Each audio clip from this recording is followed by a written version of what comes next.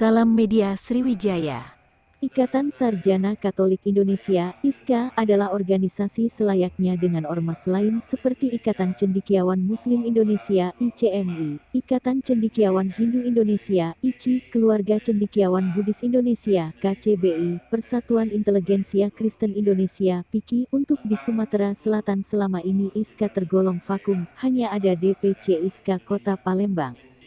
Gagasan inisiasi untuk merealisasikan Ikatan Sarjana Katolik Indonesia (ISKA) di Provinsi Sumsel telah diupayakan sejak organisasi cendekiawan kemasyarakatan Katolik ini dikukuhkan kepengurusannya dan berkarya dalam DPC ISKA Kota Palembang tahun 1998-an hingga saat ini.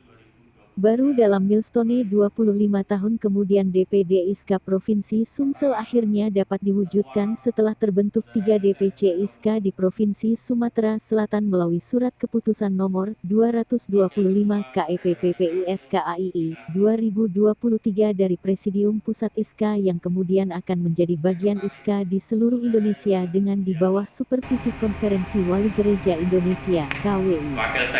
Sabtu tanggal 4 Maret tahun 2023 bertempat di Aula Gedung Yosef Fakultas Sains Teknologi UKMC Jalan Bangau Palembang. Ikatan Sarjana Katolik Indonesia DPD Provinsi Sumsel dikukuhkan melalui Ekaristi Kudus yang dipimpin oleh Monsiur Yohanes Harun Yuwono, Uskup Keuskupan Agung Palembang didampingi Romo Putra Setiahati, Rum Donatus Kusmartono dan Romo Stefanus Supardi dan dilantik oleh Presidium Pusat ISKA Pusat yang diwakili oleh Dr. Ari Sulistiono, Sekjen PP ISKA, dan Prasetyo Nur Harjano, Wakil PP ISKA.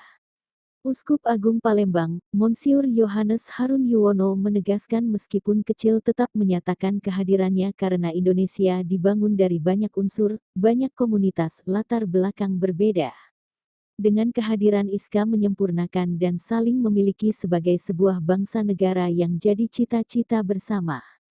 Semoga karya-karya ISKA hendaknya merasuk luas ke dalam ranah publik dan tidak sekadar menjadi rumah bagi cendekiawan Katolik.